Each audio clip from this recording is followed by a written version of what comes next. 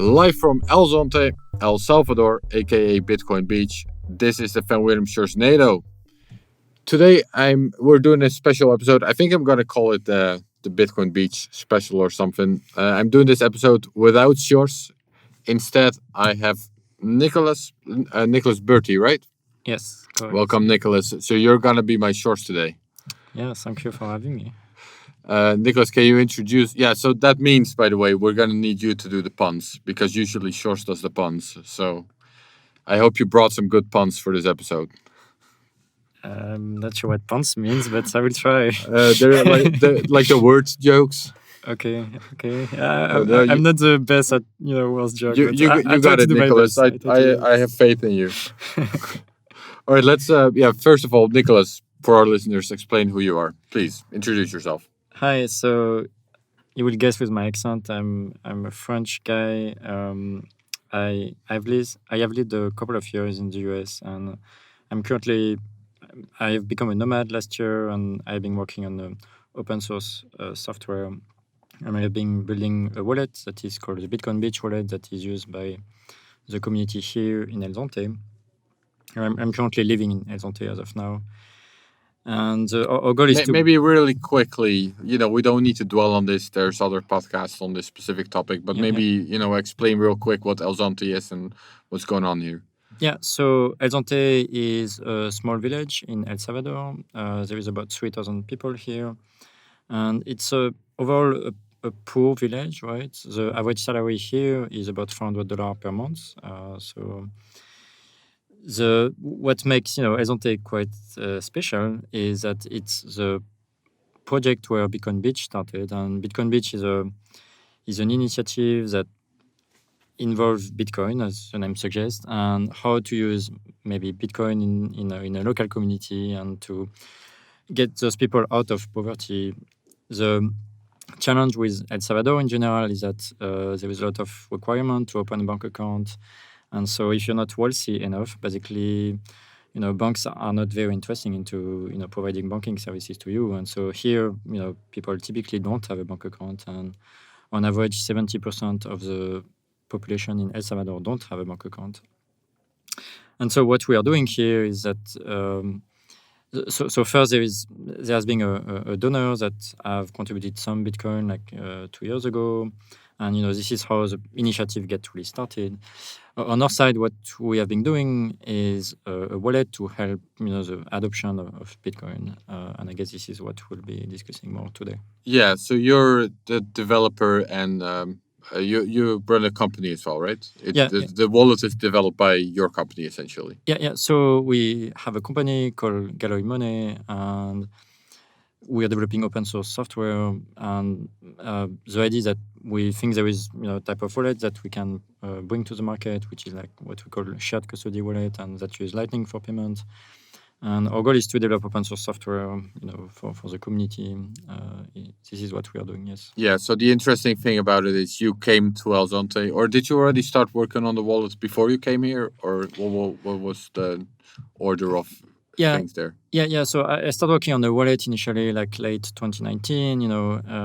Initially as a non-custodial wallet, and after I moved to the shared custody model, I decided to dedicate my time to the Bitcoin Beach community as a proof of concept early 2020, and I came here about 7-8 months ago for the first time. So the wallet was already starting to be here when I came here. But I really wanted to come here to see the people using the wallet on the ground. Yeah, exactly. That's sort of one of the interesting things about this wallet and your efforts, I think, is that, first of all, like you mentioned, people here, for them, it's not even really a luxury. It's kind of a necessity, or at least, they can't get a bank account, and this is actually like a digital solution for them, first of all. And second of all, you came here personally to meet these people and speak with these people and see what they actually needed, what their experience was with using Lightning, and how you could improve that experience for the people in this actual village, right? Yeah, correct. I believe it's important to meet the people that use your product generally, right? Whatever you're doing. Yeah. So I think so. One of the things you discovered while you were here was that, correct me if I'm wrong, but is that the existing Lightning solutions, the existing wallets, Lightning wallets, excuse me, let's say just the non-custodial Lightning wallets, they had their limitations. Is that right?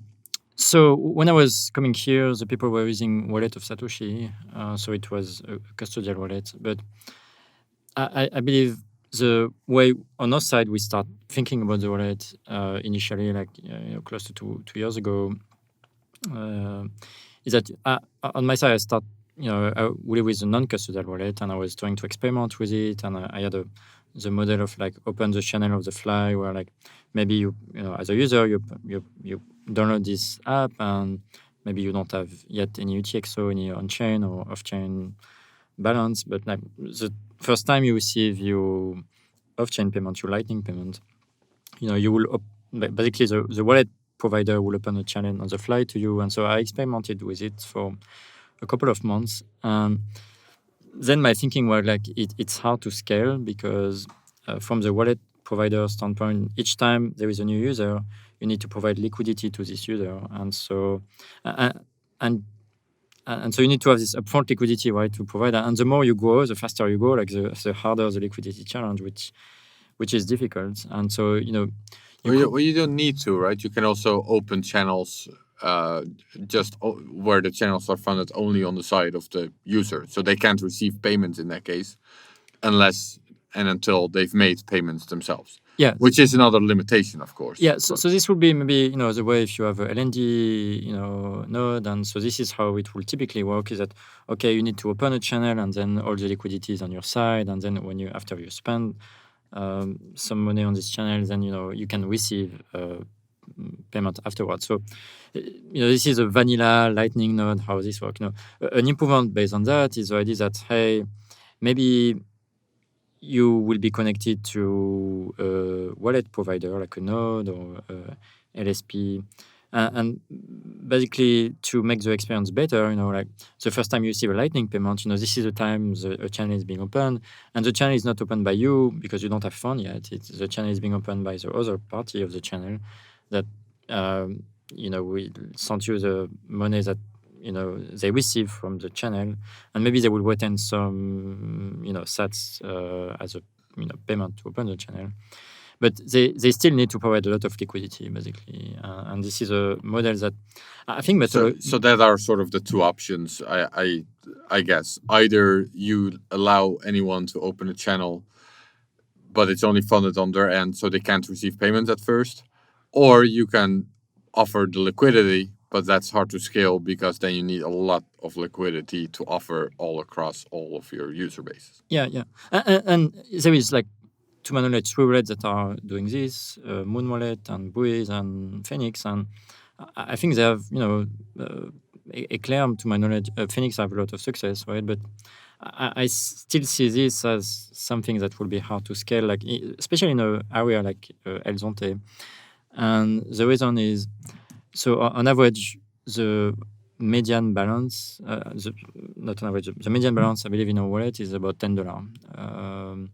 So it's really like, hey, do you mean here, or do you mean in general?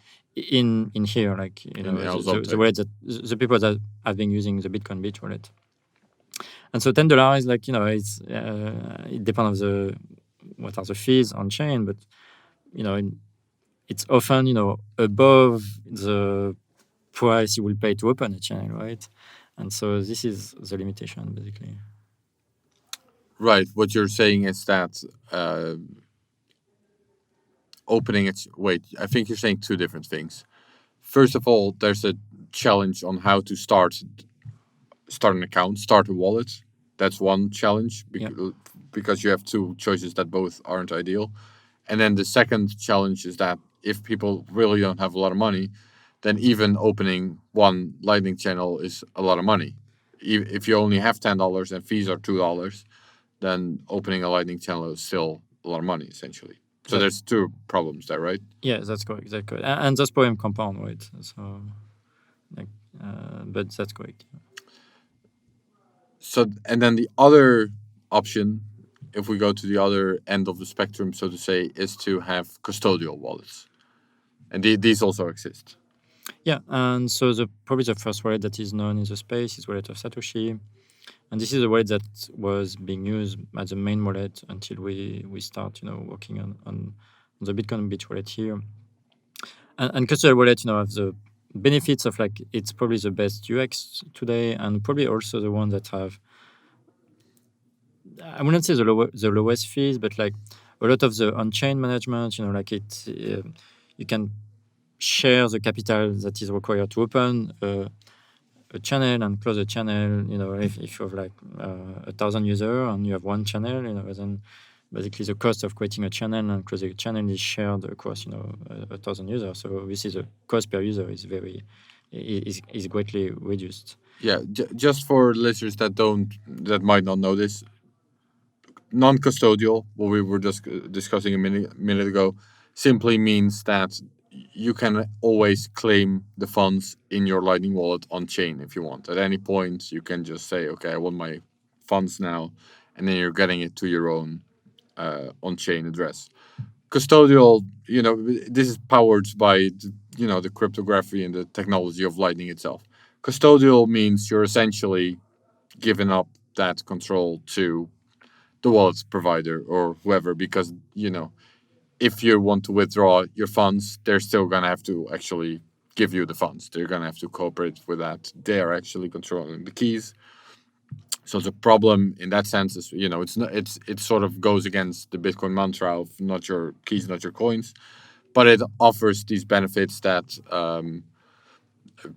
the liquidity problem we just mentioned is immediately solved. Essentially, you kind of just create an account at the wallet provider, and the fee problem is solved because you don't need any on-chain fee to get started. Is that right? That is correct. Yeah. Right. So, and then like I mentioned, the downside is you're actually trusting the wallet provider a bit. Yeah, correct. Yeah. So you have with the Beach wallet, you're going for some kind of what you're calling it shared custody, right? So it's still custodial, but you're trying to limit the risk a little bit. Is that right? So maybe you can explain what that means. Yeah, so from the user perspective, the wallet is custodial, so they will open a wallet the same way they will do with a custodial wallet, and they will have an account. The reason we talk about shared custody is because, so the wallet, there is two parts to the wallet. There is a off-chain, there is a cold storage and hot storage. And so the hot storage is basically a Lightning node, a LND node. When there is a single key for it, this is how Lightning works today. But there is only a tiny portion of the fund in this hot wallet. The major part of the fund are in a cold storage, which is good for security reason. Mm-hmm. But there is something quite unique with Bitcoin that maybe doesn't exist with like the fiat system, for instance, where you could have a multi-sig and you could have different members of the community that have the signature. So here the idea is that you, instead of like trusting maybe a company when you use like a custodial product,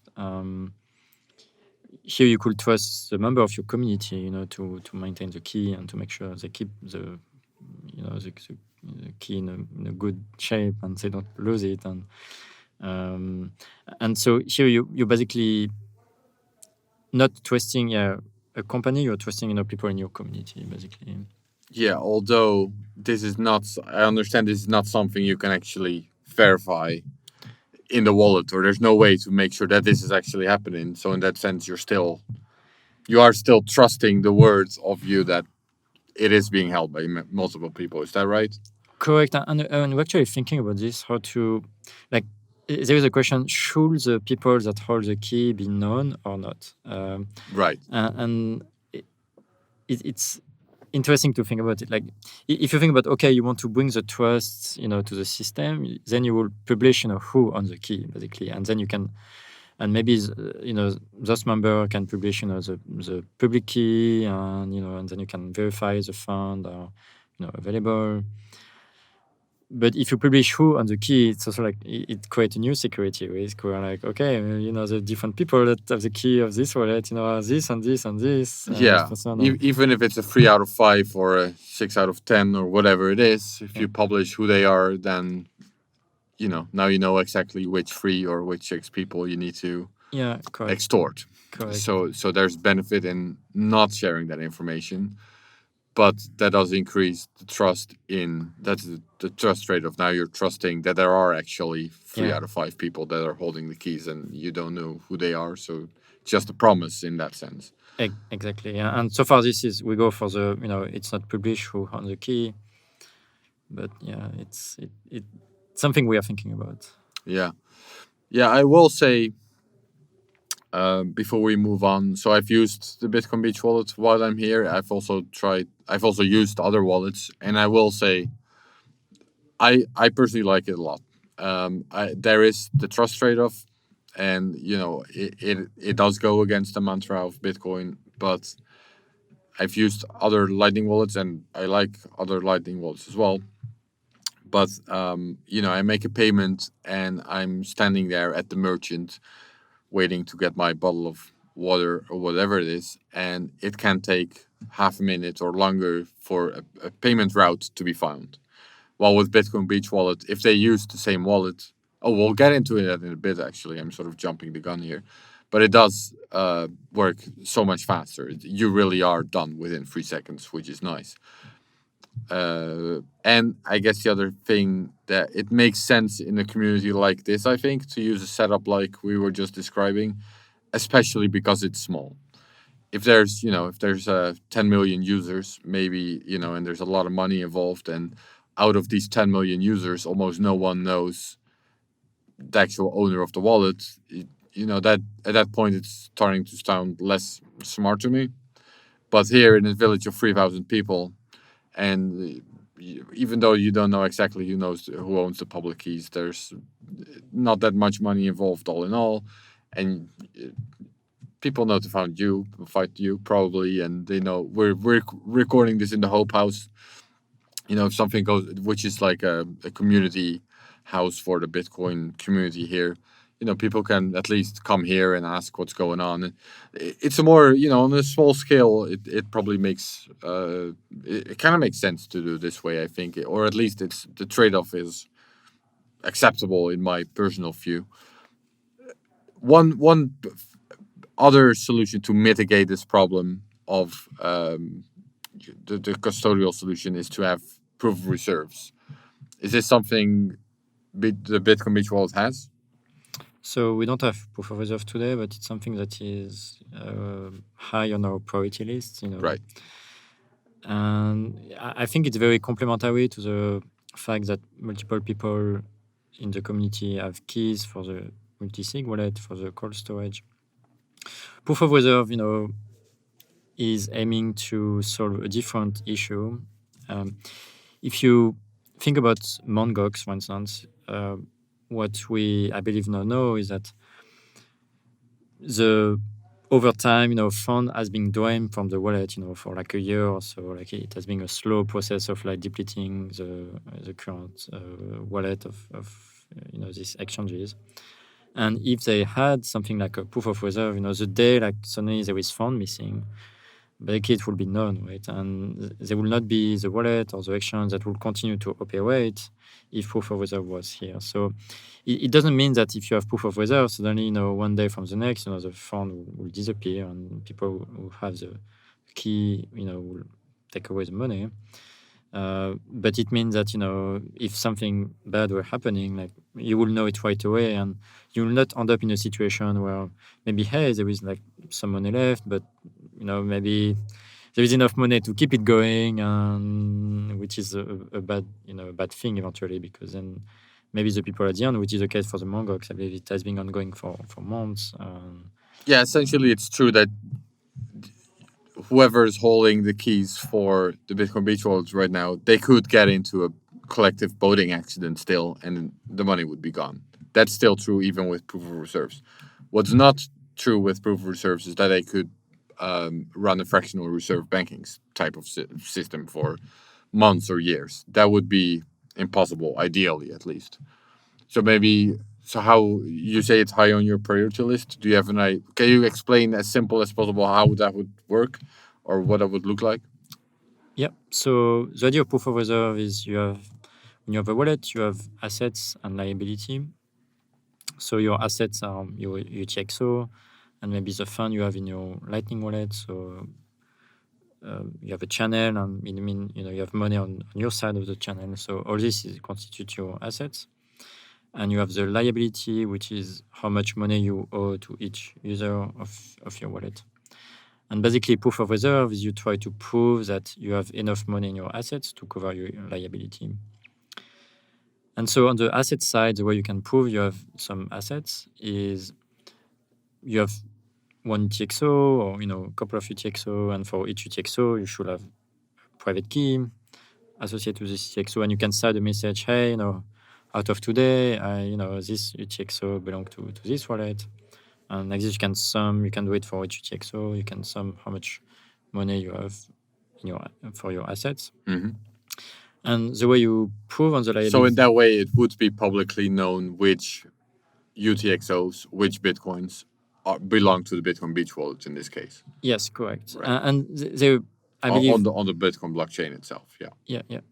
And I believe there will be improvement to that with like some zero knowledge proof scheme, which I'm not deep into it, but I think there is a solution for that, to like try to prove that you have enough reserve without showing how much money you owe, right? Because the reason I believe why a lot of no one so far, really no one have really adopted proof of reserve is because no exchange want really to publicly state which UTXO they own, basically. CoinFloor, I think, does it. They have the proof reserve check regularly. Okay, so but that this is zero knowledge proof. That's maybe even further into the future. Let's stick with just the basics of proof reserves. And so you prove how much assets you have. It can become, in that case, public information. Mm-hmm. On the liability side, the way it works is, okay, let's say you have 5 users in your wallet, and each of them have 0.1 BTC. And so you want to construct a Merkle tree where at the top you will have 0.5 BTC.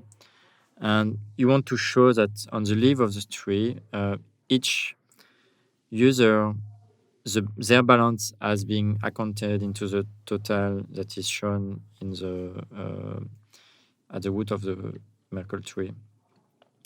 And so you can construct this Merkle tree, and basically every user will be able, maybe using the mobile app, will be able to log in and say, hey, is my balance in this total? And so there is a cryptographic proof to show that yes, this balance, which is 0.5, my balance, which is 0.1, has been included in this total. And the general idea here is that if enough people check it, statistically you will have a very high likelihood of yes, there has been no check that has not been verified. Therefore, it's very likely there is it's a fully reserved operation, right? These are these kinds of things that are much easier to explain with a little bit of a drawing, which you just made for me half an hour ago. But the basic idea is that you're sharing the Merkle path. Hopefully, listeners will know what a Merkle tree is. If not, this is going to be over their head anyways. So you give every user the Merkle path, and the Merkle path doesn't only include the hashes, which any Merkle path does, but it also includes the amounts, and therefore you can sort of add up that your amount was included in the total. And if enough users do that, and like you said, statistically, if you're trying to cheat, someone will figure it out. Someone will find out that their amount wasn't in the total. So it's not a hard proof for any individual user, but collectively, if enough people do it, I don't know, maybe 10% is enough, or I have no idea. There's probably statistics wizards out there that would have a better grip on that. But if enough people do it, then you get a sense. Then pretty sure that the proof of reserves proves that the reserves are there, right? Yeah. All right. So, but this is not in the Bitcoin Beach wallet yet. No. This is part of the long priority list. Yeah. as every wallet has. I know. Yeah.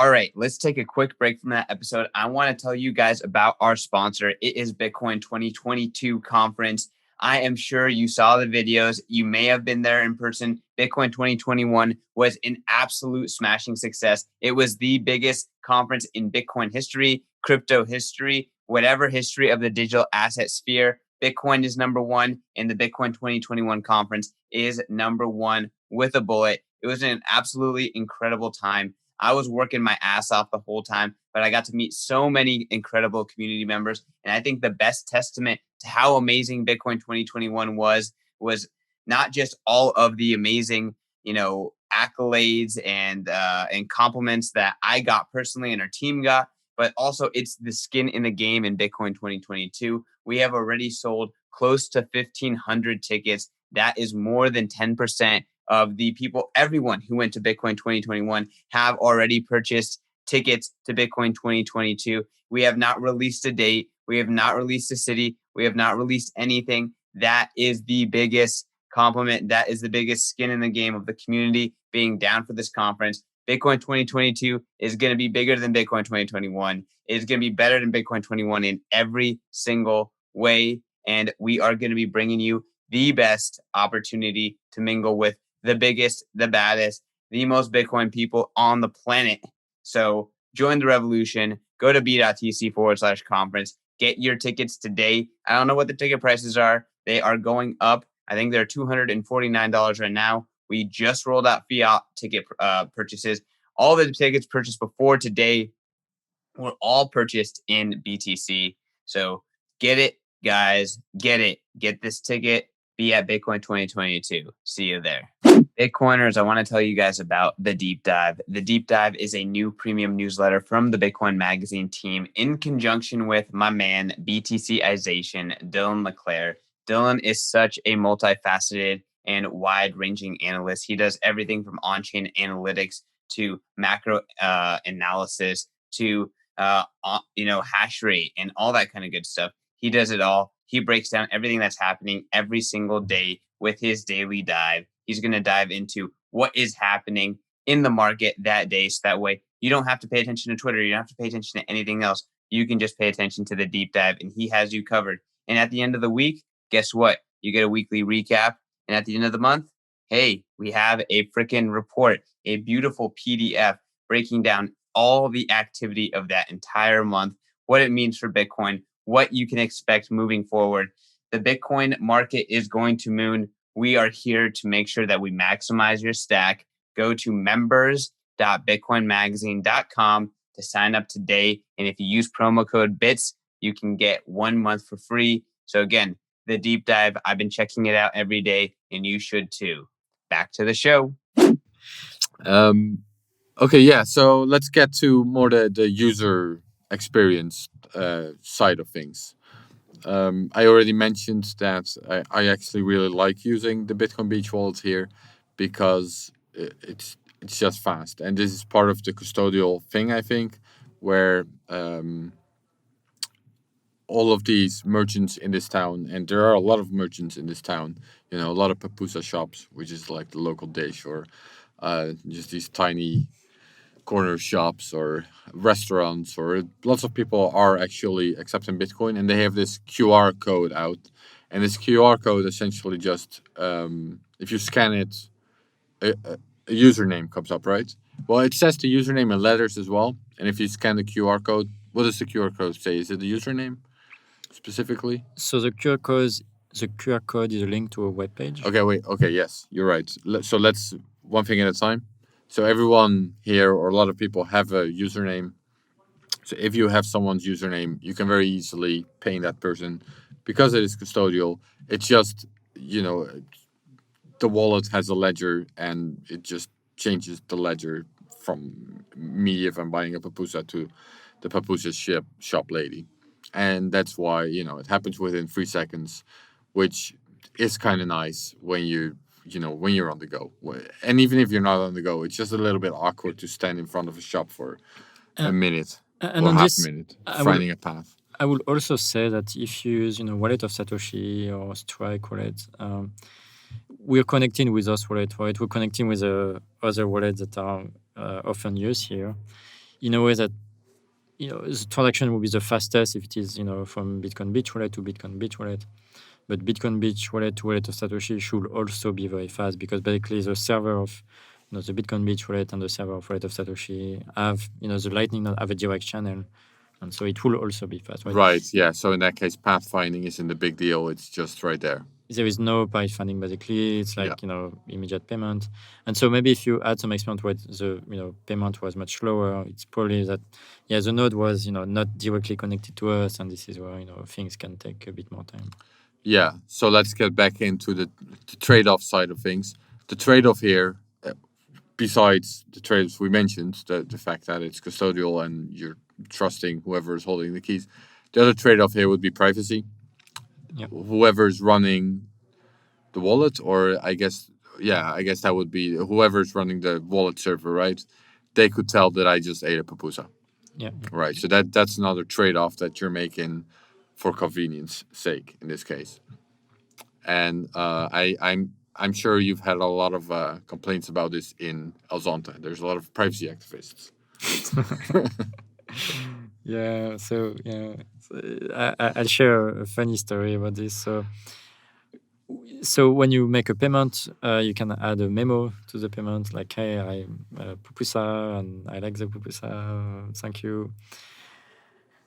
And the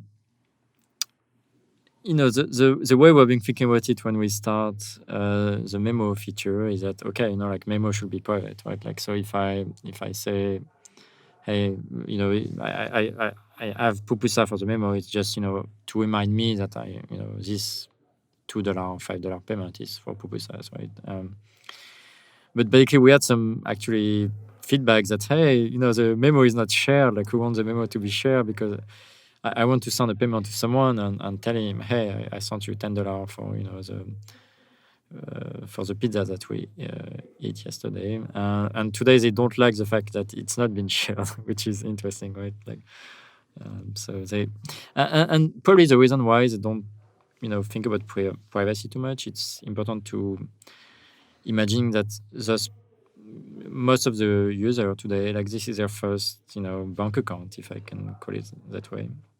And like, they're discovering internet money. For them it's magic, right? Like, the notion of privacy is not the top of their mind. Actually, the utility function is much higher on their mind, and therefore, like, they privacy, they don't really care so far, and they actually prefer to share information, right, when they send a payment, for instance. Right. Yeah. Well, I mean, I do think privacy is very important. Don't get me wrong. It's just also clear to me that people here are probably fine with whatever can help them at this point, and this seems to help them. But do you have any idea of how do you have any plans to improve that somewhere on the priority list? Are there ways to improve that? Maybe not. Account system is just not private, and that's just a trade-off you're making here. Yeah, I think it's, if you're using a custodial, like, if you want privacy, you should not use a custodial wallet. I think is a way to think about it. Yeah, well, I mean, there are like the Xiaomi and Cash type of solutions that might be applicable here in some way or another. They probably are, but we should talk about this maybe after the episode. Yeah, no, that's probably an option actually. Yeah. What else? Oh yeah, so so the QR codes we just mentioned. So someone's username, it's very easy to pay that person. It happens instantly, which is nice.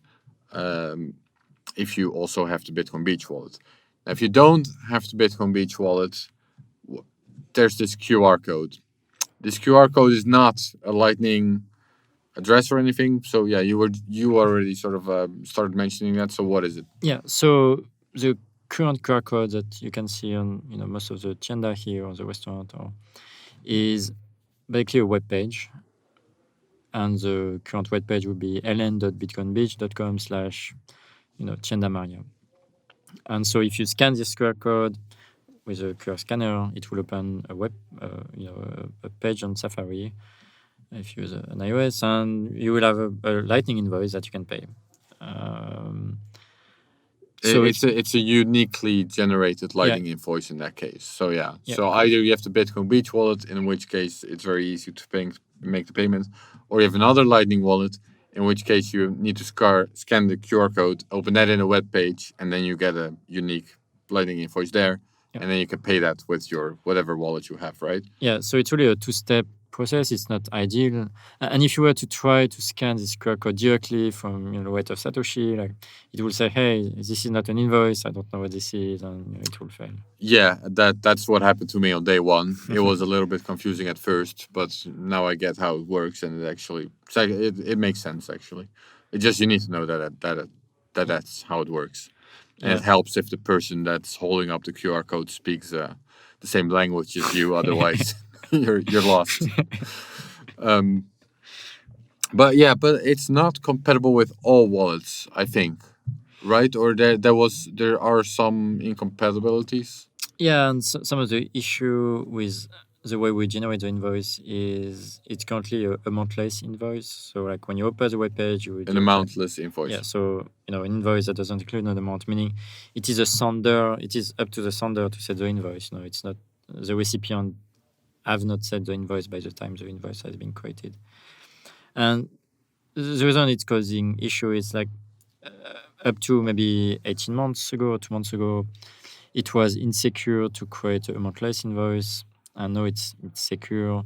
But like some wallets, don't accept amountless invoice. So like if you try to pay, I believe this invoice with Strike, for example, like it will say, "Hey, I don't know how to pay this invoice." So wait. So first of all, before maybe explain why you want why amountless payment. What's the point of an amountless payment?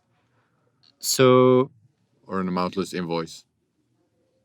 So you can see a amountless invoice like a traditional on-chain, address, right? Where like you will pay to this address, but typically there is no amount associated to it, right? And if you have an on-chain address, you will send the sender define how much money should be sent, not the recipient. And so you can have both amountless invoice or like an invoice with an amount. Like both options are possible. And maybe I can talk about why it was not secure before and it's secure now, and maybe it will be the reason why some wallets don't accept amountless invoice still today. Yeah. Well, first of all, I'm still trying to find out why would you want to use an amountless invoice as well? I think it has something to do with pathfinding, right? Wasn't that the reason, or routing? Nope. Oh, then I just made that up. No, you were telling me the other day over a beer that you're doing something unique with pathfinding, and there was some incompatibility. Oh yeah, the probing. Yes, yes, exactly. Doesn't that have to do with amountless? Yeah, probing payment? Is something else actually. Oh, we can talk about probing. Yeah, we'll get into probing as well. Okay, so first let's one thing at a time. Amountless invoices. So the first, I guess, version of Lightning invoice was you add a hash in the invoice, and this is the only cryptographic element that you have in the invoice. And so let's say you have Alice and Bob and Charlie, and basically Alice wants to pay Charlie, and Bob is an intermediary node. And so the issue with just a hash is that, let's say Alice wants to send 1,000 sats to Charlie. So Charlie generates a amountless invoice, and Alice initiates the payment saying, "Hey, please send 1,000 sats to Charlie through Bob." And maybe Bob will take 5 sats in fee, and so Alice will send 1,005 sats.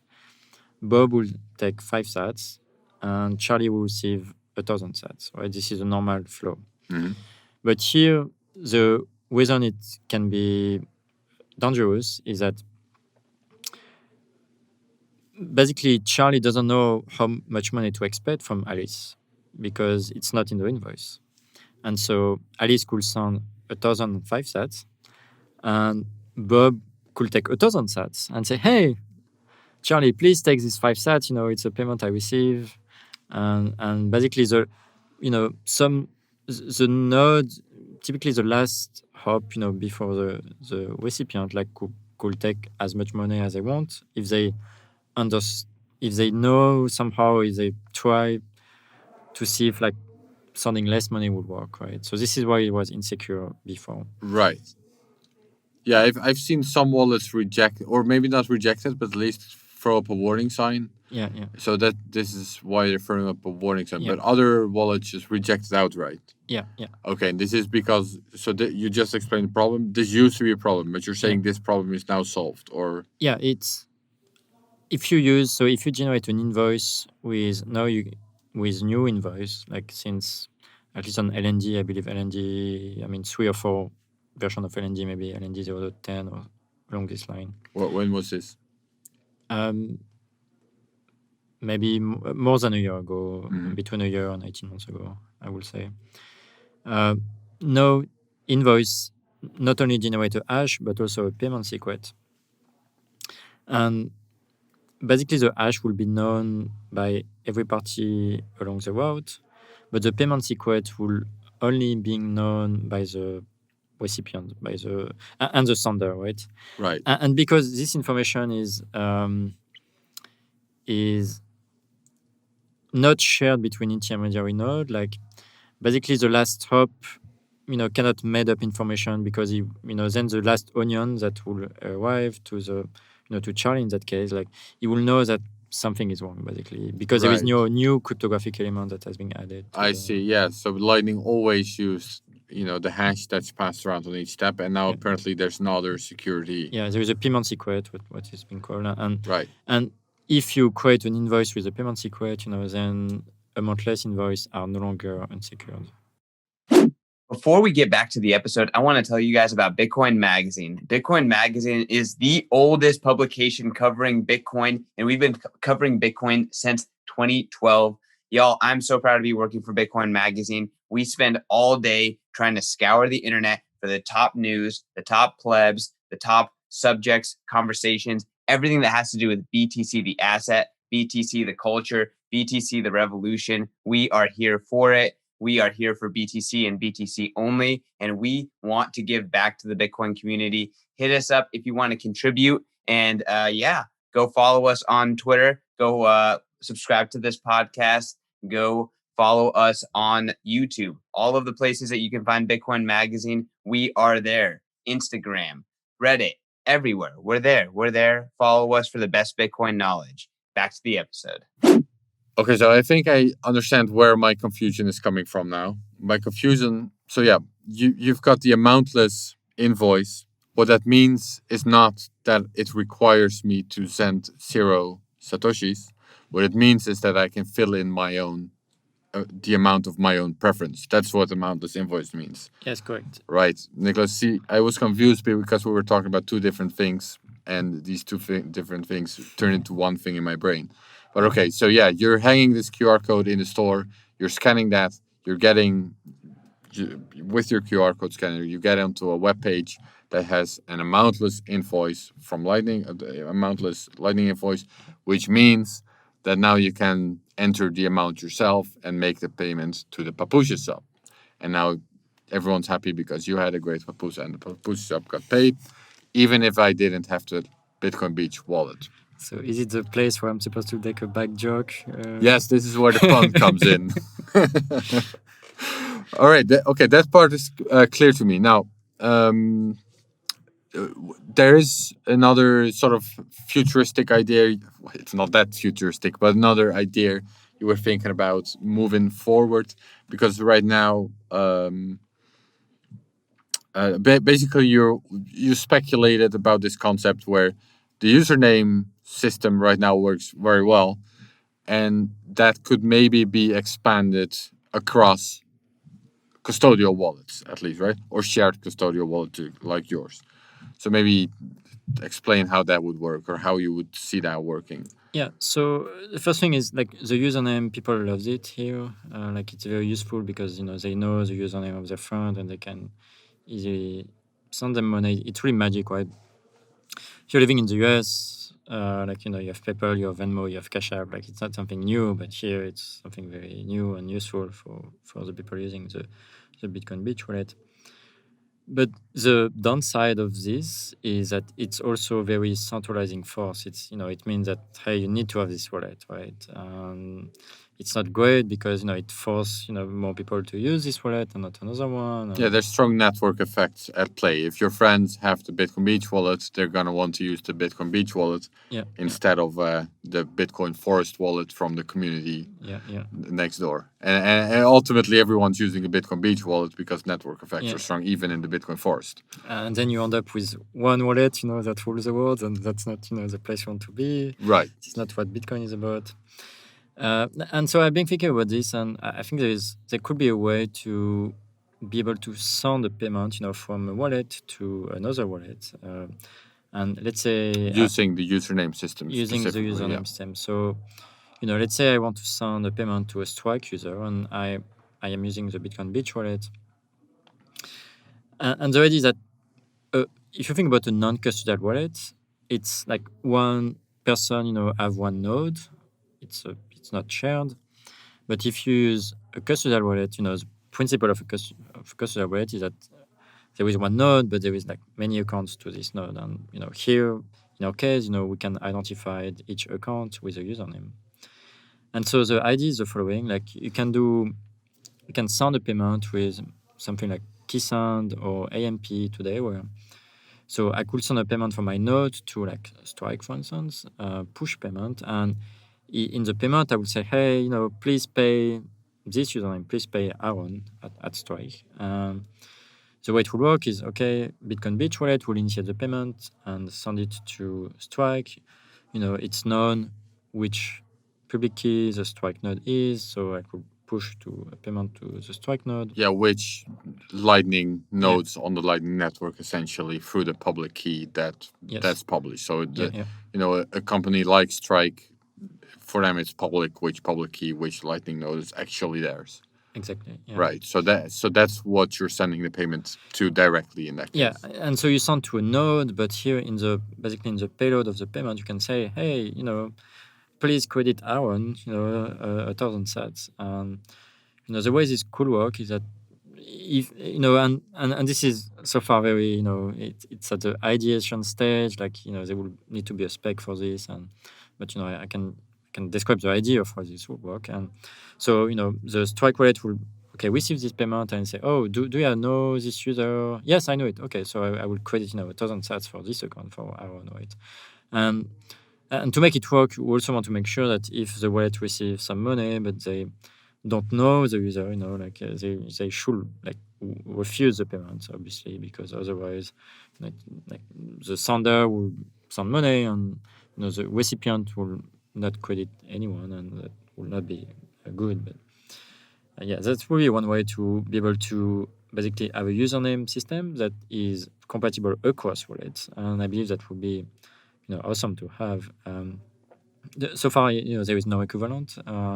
If you think about the traditional fiat system, with Cash App and Venmo, you cannot send money from Cash App to Venmo even if you know their username, right? You have to use the same wallet. And the reason you cannot do it is really because there is no shared, ledger between, Cash App and Venmo. But on Lightning, I think you might not even need that. Thinking about it, like you could just in my wallet interface of Bitcoin Beach, it could just say, send 10 sats to Nicolas on Strike, and then the Bitcoin Beach wallet knows to send a 10 sat payment to Strike with this message, and then Strike will look into their own ledger if there is indeed a Nicolas there. If so, it gets credited 10 sats. If not, it's just returned to sender, and that's really all you need if you think about it, right? I think you don't even need a shared ledger between the wallets necessarily. Oh no, you don't. I was describing, in the fiat ecosystem, I mean, and the reason it will work is that because on Lightning, you can push payment, right? You don't need to share the ledger. This is the point. You can use Lightning to go from one wallet to another wallet, which is the magic of Lightning, obviously. Yeah, so that's a potential future idea you're thinking about. Yeah. Let's get back to. So I already mentioned the pathfinding issues or challenges. because this is currently not compatible across all wallets. So maybe you can explain what are the differences or what are the problems there. Yeah, so some other issue we are facing and we are working on is related to probing. So we do probing to have like more precise accounting for the fees. And so what is a probe? A probe is like if I want to pay from the Bitcoin Beach wallet to, let's say, a Moon user, I will basically, to know if I have liquidity, a probe is I send a payment to this user, but instead of using the hash of the invoice, I invent a new hash. And so let's say, first of all, maybe actually the previous Van Wirdum Sjorsnado episode was about pathfinding and routing. So that's short enough ago that I still remember some of it.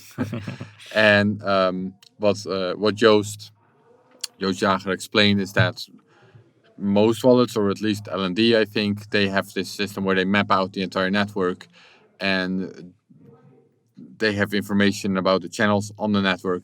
And based on this information, they calculate the cheapest route to the destination, where cheapest means literally cheapest fees, but it can also factor in reliability of the channel. And what else? There was another factor. There is a time period for which. Exactly. The timeout. Time. Yeah. So that sort of factors in, and it calculates one cost, and that's how one node routes a payment to another node. And I think right now what these nodes do is they basically specify a maximum fee amount that it's allowed to cost, that a payment is allowed to cost. So your own node, if I'm making a payment, it knows how much I'm willing to pay for it. It calculates a route, sees if there is a route available for that cost. If so, it picks the cheapest one. Maybe that one will fail. It tries the next cheapest one and it keeps doing that until it hits sort of the roof or the limit of what you've said, what I said that it was allowed to cost. That's how it sort of works right now. And probing is an alternative to this. Is that a good way to describe it? It's not an alternative to this. Probing uses pathfinding. Mm-hmm. Probing is a way to know which path will work in advance. Right. So instead of there are 10 different options and I just gave a max, probing allows my node to tell me exactly how much it's going to cost. Yeah. Right. Yeah, okay. So how does it work? So it's like you do a normal payment, but instead of having the hash of the invoice you want to pay, you create a new hash, like a random hash, a fake hash if you want. And so you're still trying to pay the same node, the same amount, but because it's a fake hash, when the node receives the payment, they should say, hey, like I received this, but I don't know which hash, is it? I don't have the pre-image of the hash, therefore I will reject this payment. But if you receive an error message that say, hey, this node rejects the payment for this fake hash, you know that eventually you reach this node. Therefore, you know that there is liquidity for this route. If you have another message that is, hey, sorry, I cannot go further in the path because there is no liquidity, you know that this path you try to pay is not working, and then you will try another one, right? And so this is how probe is working. And the reason, you want to do probing is like, if you want to charge, only the fees that is you have to pay on the Lightning Network, but not more fees than that. Like probing is the best way to do it, because now you will know exactly in advance of a payment how much it will cost if successful. Right, but so this is how the Bitcoin Beach wallet uses it to make payments, I guess, or also is it also relevant to receiving payments? So it's only relevant to making payments. But this is not compatible. This is not. Chimbera is trying to distract me at the other side of the glass. This is not compatible with all wallets right now, right? So one of the issues that we are facing is, for instance, the Moon wallet, it doesn't really work today. So the probe is failing because Moon wallet does actually what we talked earlier today about like they open a channel on the fly and they have a way to manage this, and they also create a new pub key for each invoice being created. So they have like a way to increase privacy for the user, but as a result, probing doesn't work, and therefore like payments are failing if currently you want to send a payment from the Bitcoin Beach wallet to the Moon wallet, and we try to solve this issue, but it's not an easy issue to solve. Right. So that's another trade-off of using the Bitcoin Beach wallet, that is not compatible with all other wallets. Yeah, not yet. Right. Yeah. But I mean, my goal, and I believe it's the goal of most wallet provider, is like we want to increase compatibility across each other. It's just that the Lightning space is very interesting in the sense that you can experiment. It's not like Bitcoin, which has a very strict set of rules. Like on Lightning, it's a lot more. You can try anything you want. And some other wallet might work with it. Some other wallet might not work. Which make it very interesting. Obviously, we don't want to diverge in a way like wallets are not compatible between themselves, right? But currently there is still work to do to basically have better integration between different wallets. Yeah. Well, I mentioned this, but my experience with the wallet has been positive. I like it. I like that you're here, that you're actually trying to experience what people are, trying to see what people are experiencing with the wallets, what problems they have. The trade-offs are also there. They're privacy.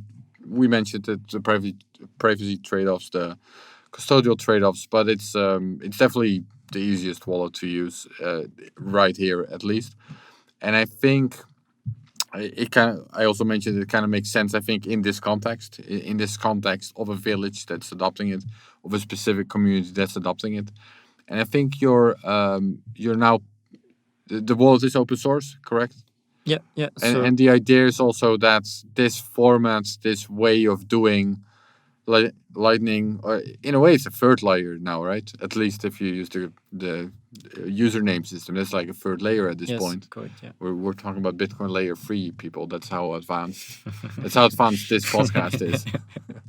And the idea is that other communities, maybe like Bitcoin Beach, but in another place of the world, could adopt this type of system.